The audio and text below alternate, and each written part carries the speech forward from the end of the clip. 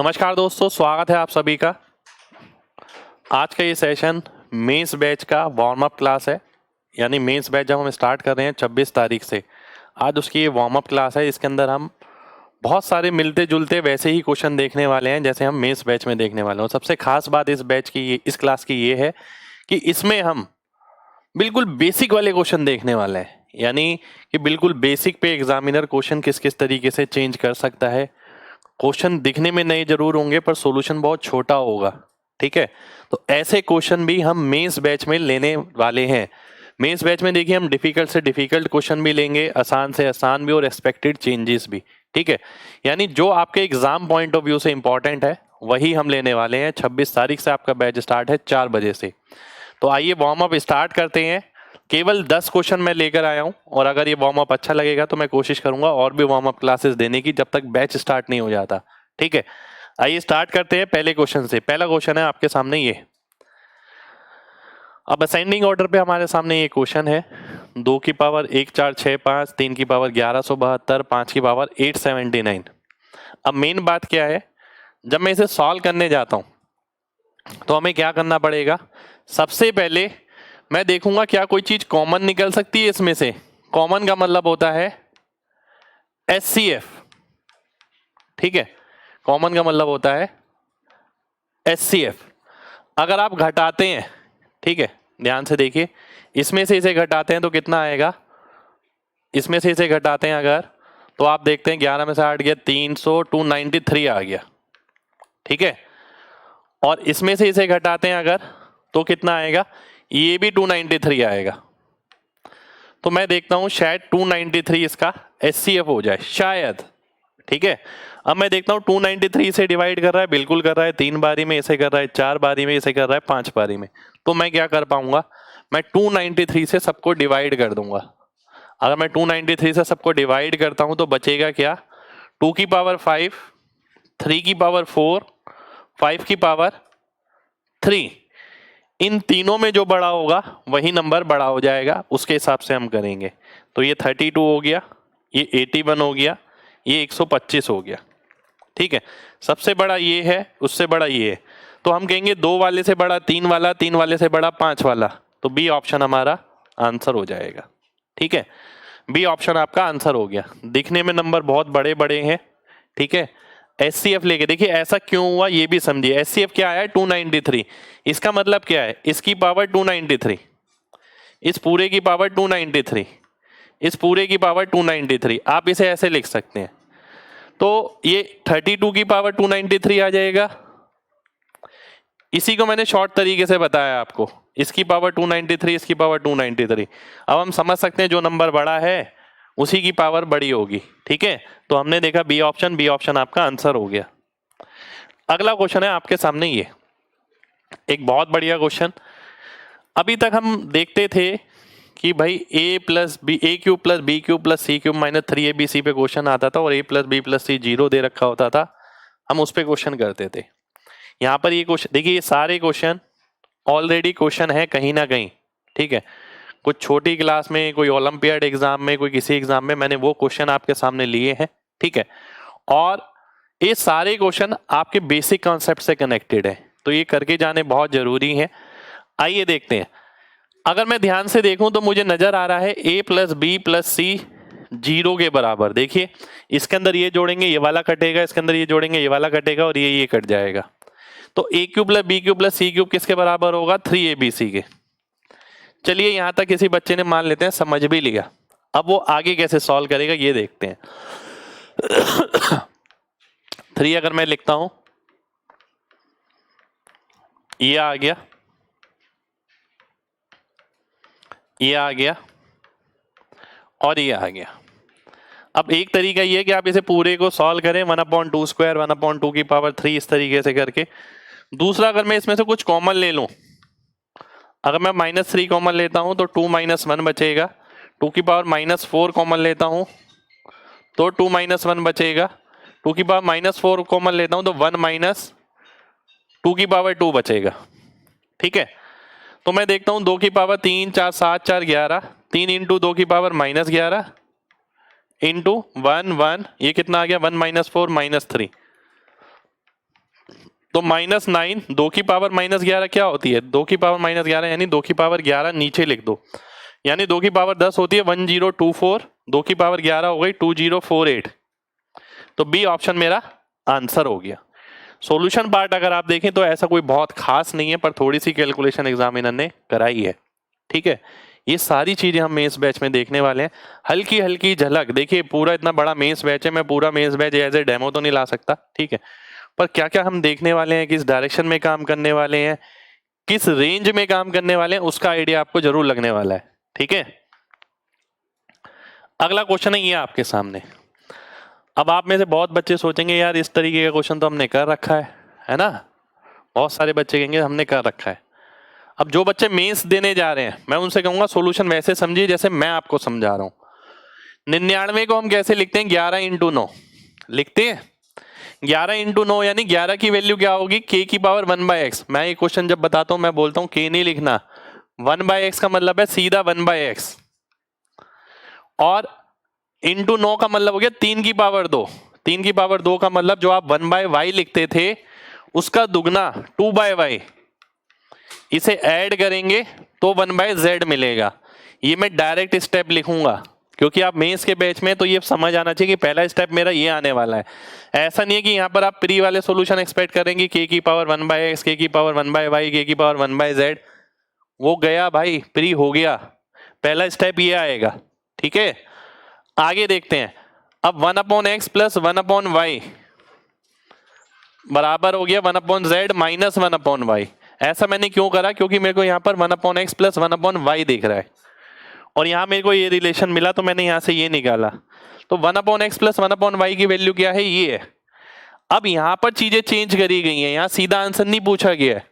यहाँ पर आपने इसकी वैल्यू यहाँ रखेंगे तो 1/z minus 1/y plus 1/z, यानी मैं बोलूंगा 2/z माइनस y। तो 2/z माइनस y क्या हो गया? ए ऑप्शन हो गया। ए ऑप्शन हमारा आंसर हो जाएगा। ठीक है, एक बात और कहूंगा, अगर मैं आपकी जगह होता तो मैं यहीं से देखता कि भाई 1/x प्लस 1/y क्या आएगा? 1/y का मतलब है 2/y में से एक ले लो, तो 1/z माइनस 1/y। तो मैं इसकी जगह लिखता 1/z यानी 2/z आता और माइनस 1/y आता, ए ऑप्शन मार्क कर देता। मैं ये भी स्टेप नहीं लिखता। तो आपको भी मैं इस चीज की प्रैक्टिस कराऊंगा मेंस बैच में, कैसे आपको पहला स्टेप ये लिखना है, उसके बाद ये स्टेप लिखे बिना ही आंसर मार्क कैसे करना है, ये बहुत जरूरी पार्ट है। अगला क्वेश्चन देखिए, ये आपके सामने स्क्वायर रूट निकालना यानी वर्गमूल। बैच में हम इंग्लिश हिंदी मीडियम दोनों चलेंगे। ठीक है, ये वार्म अप क्लास है इसलिए मैंने यहाँ पर इसकी हिंदी नहीं लिखी है। ठीक, वर्गमूल के अलावा वैसे और कुछ समझने की जरूरत भी नहीं है, आपको इसका वर्गमूल निकालना है। ये दिखने में ऐसा लगेगा कि यार बहुत मुश्किल सा क्वेश्चन है, ये बेसिक से करें आप या वैसे करें। देखिए, मैं इसे अगर बेसिक से भी करूं या बिना बेसिक के करूं, दोनों तरीके से मैं बिना पेन के कर सकता हूं। पहले मैं आपको बेसिक बताता हूं। देखिए, a² b² c², यहाँ ABC है, यहाँ भी ABC आएगा, ABC लिख लिया जी नीचे। अब मैं आपसे कहूंगा ऑब्जर्व करिए, क्या यहाँ BC AC और AB नहीं आएगा? बिल्कुल आएगा। और यहाँ a² b² c² है, तो ऊपर क्या बन जाएगा? ये बन जाएगा। ठीक है, ये बन गया। अब मैं आपसे बोलता हूं कि इसका रूट करना है मेरे को। ठीक है, स्क्वायर रूट का मतलब क्या है? a plus B plus C upon root ABC। अगर मैं इसका स्क्वायर रूट करता हूं तो ठीक है, अब मैं इसे सॉल्व करता हूं अलग अलग करके। जब मैं इसे सॉल्व करूंगा तो क्या आएगा? रूट ऑफ a से root of a upon BC, plus जब मैं इसके साथ सॉल्व करूंगा रूट b से रूट b कटेगा तो रूट b अपॉन AC आएगा। इसी तरीके से अगर मैं इसके साथ लूंगा तो रूट c से रूट c कटेगा, रूट c ऊपर आएगा, a भी नीचे आ जाएगा। तो मैं क्या देखता हूं कौन सा ऑप्शन है ऐसा? डी ऑप्शन है, डी ऑप्शन मेरा आंसर हो जाएगा। ठीक है, ये डी ऑप्शन आपका आंसर आ गया। ये रहा बेसिक से, पर बेसिक से भी मैंने आप में यहाँ पर स्टेप स्किप करे हैं। मैंने यहाँ पर ये सीधा नहीं लिखा 2AC BC AB फिर पूरा लिखा, फिर नीचे ABC फिर होल स्क्वायर बनाया, नहीं, वो आपको खुद समझना है। ठीक है, मेंस बैच है, मेंस बैच में मैं आपको इसी तरीके से पढ़ाने वाला हूँ। जो बहुत छोटे स्टेप हैं उसे हम नहीं लिखेंगे, जो वाकई में मुझे लगता है स्टेप लिखना चाहिए उसे मैं लिखने वाला हूँ। ठीक है, ये बेसिक से आ गया। अगर अब मैं आपसे ध्यान से बोलूँगी, ध्यान से देखिए यार, ये जो चीज आपने लिखी है ए बी सी यहाँ है, ए बी सी यहाँ है, यहाँ ए प्लस बी प्लस सी का होल स्क्वायर बन जाएगा, रूट निकालेंगे ये कटेगा, ये रूट आ जाएगा। तो आप ये करिए कि पहला स्टेप ये लिख लीजिए, और जब पहले स्टेप इसके बाद ये आएगा, ये देखते ही आंसर मार्क कर दो, ये रहा डी ऑप्शन। आगे वाला भी निकालने की जरूरत नहीं है। ठीक है, अब इसी के अंदर आप पेन फ्री कैसे कर सकते हैं, देखिए ध्यान से। अगर मैं इसे देखता हूं तो मुझे नजर आ रहा है ए अपॉन बी सी, पहली टर्म को पहली टर्म के नीचे ही है, यानी अगर मैं इनका स्क्वायर करता हूं तो ए अपॉन बी सी मिलना चाहिए। अब मैं एक एक करके स्क्वायर करता हूं, आइए देखते हैं। अगर मैं इसका स्क्वायर करता तो 1/BC का स्क्वायर मिलता मेरे को, पहली टर्म। इसमें पहली टर्म मिलती ए स्क्वायर, इसमें पहली टर्म मिलती BC/A, और इसमें पहली टर्म मिलती A/BC। अब देखिए क्या चाहिए थी मेरे को, A/BC चाहिए थी। तो केवल मैं ऑब्जर्व करता कि पहली टर्म कब आएगी, स्क्वायर करने के बाद। स्क्वायर करने पे ये मिल रहा है, ये मिल रहा है, ये मिल रहा है, ये मिल रहा है, A/BC यहाँ मिल रहा है, तो इस ये आपसे मैच कर रहा है, इसलिए डी ऑप्शन मेरा आंसर हो जाएगा। ठीक है, चलिए अगले क्वेश्चन पर आते हैं। अगला क्वेश्चन है आपके सामने ये, a की पावर b बराबर है 64 के, b equal not equal to 1। आपको बतानी है sum of greatest possible values, a बटा b की अधिकतम मान और b बटा a का अधिकतम मान का योग बताना है। ठीक है, ध्यान से देखिएगा। 2 की पावर 64 क्या होता है, 2 की पावर 6। ठीक है, या आप 4 की पावर 3 भी बोल सकते हैं, या आप 8 की पावर 2 भी बोल सकते हैं, या फिर आप 64 की पावर 1 भी बोल सकते हैं। बात एक ही है, इसके अलावा आप कुछ नहीं बोल सकते। पर 64 की पावर 1 आप ले नहीं सकते क्योंकि b नॉट इक्वल टू 1 है, यहां b 1 आ गया। ठीक है, अब वो यहां पर क्या बोलता है, sum of greatest possible values of a/b। ठीक है, अब इस यहां पर ना क्वेश्चन दो तरीके से बन जाता है, मैं दो तरीके के क्वेश्चन कराऊंगा आपको। यहां पर वैल्यूज लिखा है। ठीक है, a/b की अगर मैक्सिमम वैल्यू चाहिए तो a मैक्स, b मिनिमम, और b मैक्स a मिनिमम। अगर मैं a मैक्स की बात करूं, a मैक्सिमम कितना है, 8 है, b मिनिमम कितना है, 2 है। b मैक्स की बात करूं, b मैक्सिमम कितना है, 6, a मिनिमम कितना है, 2, तो ये 3 आ गया। 4 और 3 का टोटल करूंगा 7 मेरा आंसर हो जाएगा, 7 मेरा आंसर हो गया। ठीक है, इसकी ग्रेटेस्ट पॉसिबल वैल्यूज लिखा है उसने, यानी अलग अलग वैल्यूज ले सकते हैं आप, जरूरी नहीं है कि ये a/b लेना है। ठीक है, ग्रेटेस्ट पॉसिबल वैल्यूज निकालनी है आपको a/b और b/a की। ठीक है, आप वैसे भी देख सकते हैं, आप वैसे भी देख सकते हैं। अगर मैं आपसे बोलूं a ये है, b ये, यानी ऐसे अगर ना करें, हम मान लेते हैं, मैं वैसे ही करता हूं, a/b,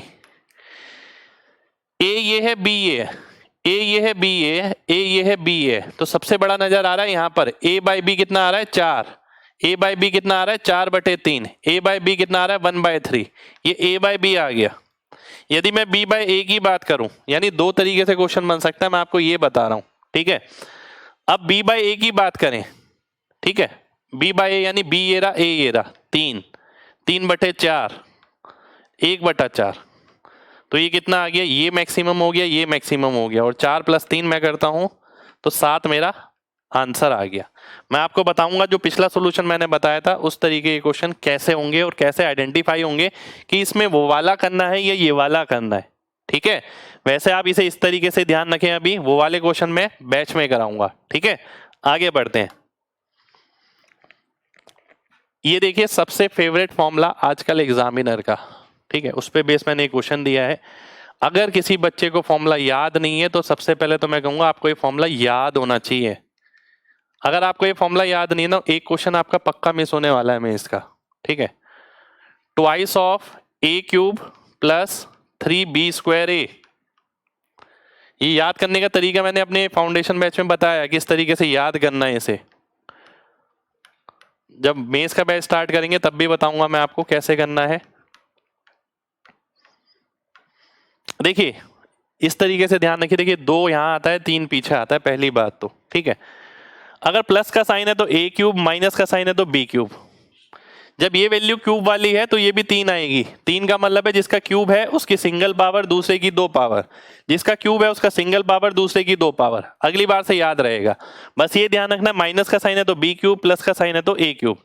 अब मैं इस क्वेश्चन पे आता हूं, क्योंकि मुझे माइनस का साइन दिख रहा है इसलिए मैं सबसे पहले तो माइनस लगाया मैंने। माइनस क्यों? क्योंकि इसका उल्टा है, a माइनस बी आगे है, प्लस बी पीछे है। रिजल्ट क्या रहेगा? रिजल्ट यही रहेगा जो लिखा है 2b cube plus 3a square b। ठीक है, अब मैं आगे बढ़ता हूं, डिवाइड बाय 2b है, इससे ये कट गया, plus a cube plus 3ab square. अब मैं आपसे कहूंगा ध्यान से देखिए क्या लिखा है, a cube minus b cube minus 3a square b plus 3ab square.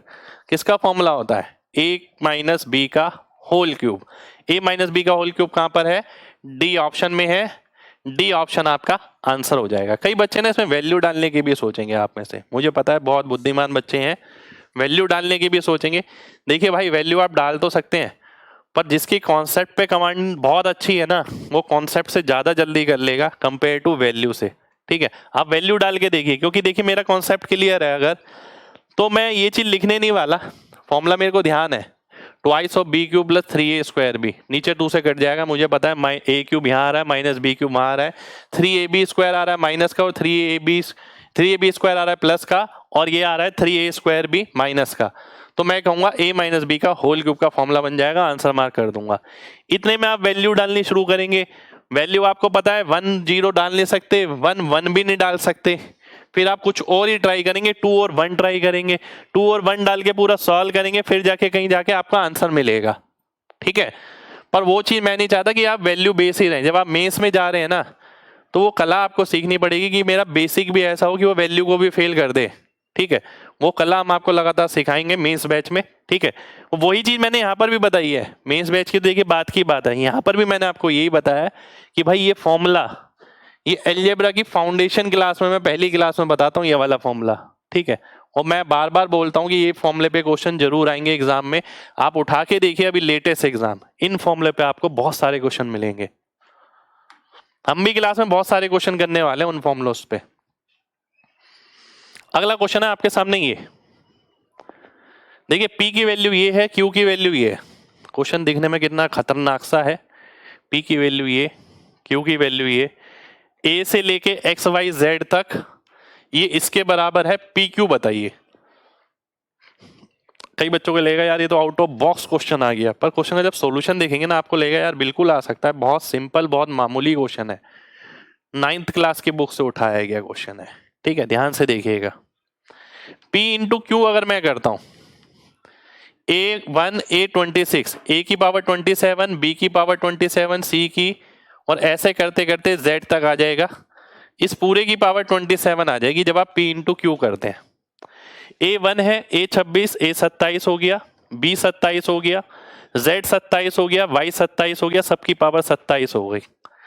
और A से लेके Z तक का कितना दे रखा है? 64 की पावर 1/54, और इसकी पावर 27 हमने निकाली है, तो ये हो गया 64 की पावर 1/2, यानी किसके बराबर हो गया? 8 के बराबर हो गया। ये आपका आंसर हो गया। ठीक है, तो जरूरी नहीं है जो क्वेश्चन दिखने में नया सा हो, पेपर में आपको नया सा लगे, वो उतना मुश्किल हो जितना आप सोच रहे हैं।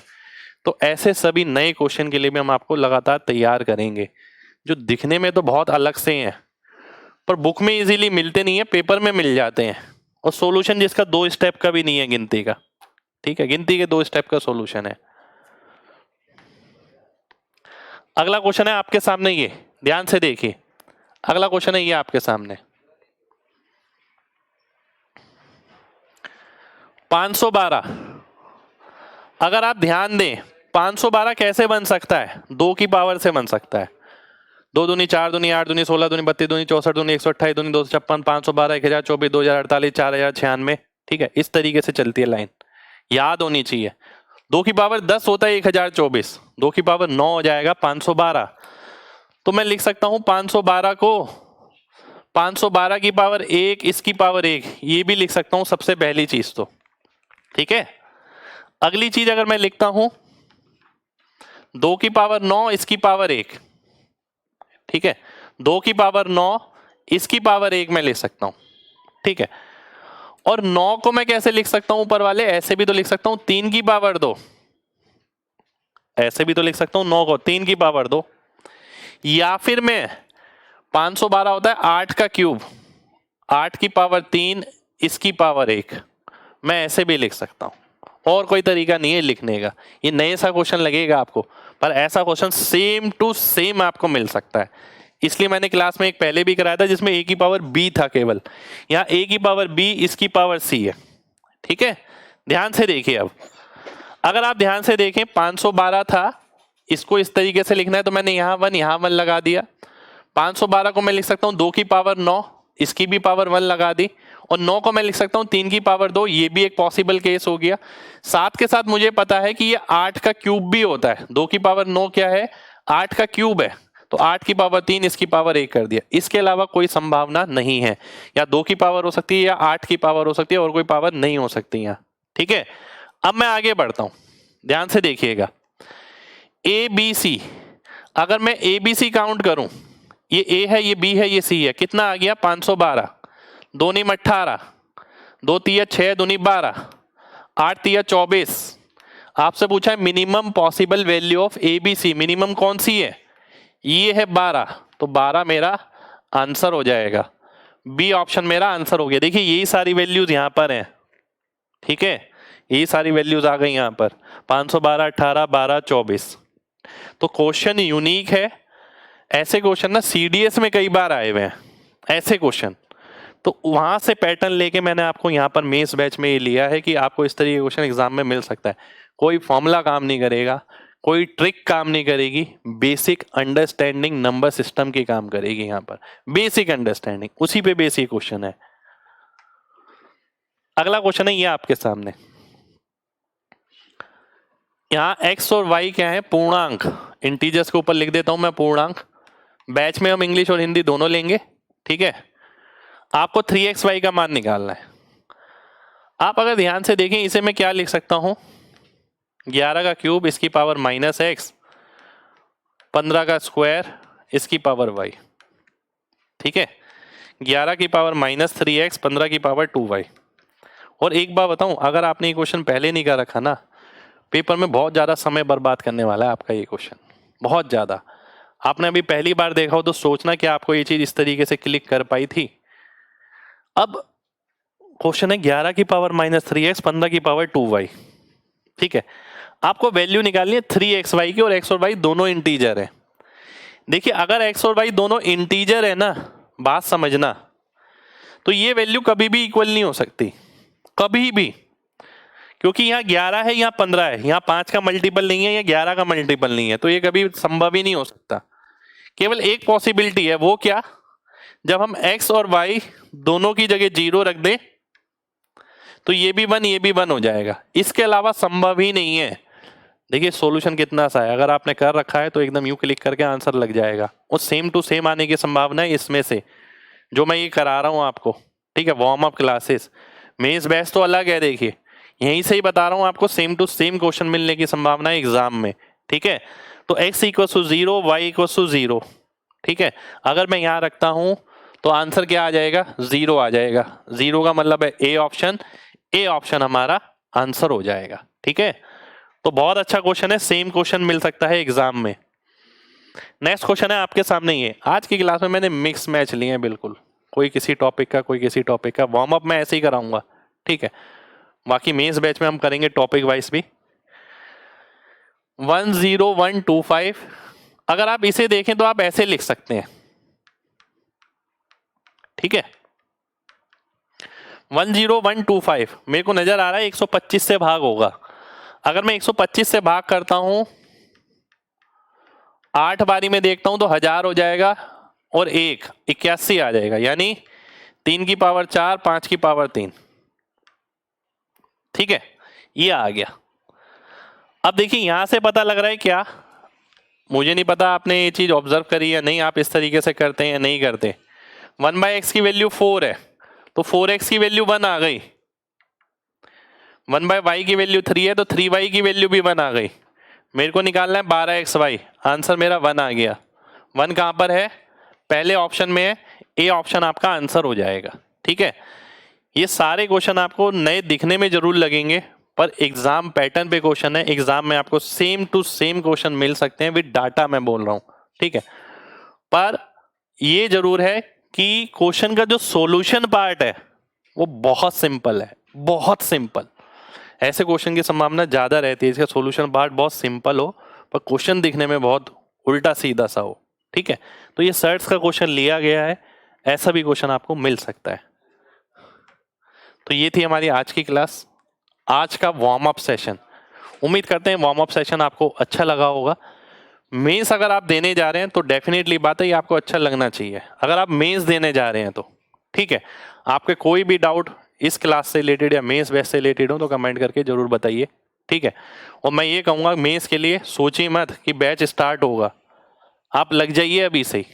ठीक है, एग्जाम खत्म हो गया है, जो अभी से लग जाएगा वही आगे रहेगा, तो अभी से लग जाइए।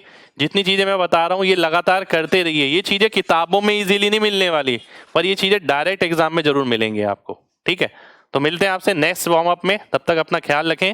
जय हिंद।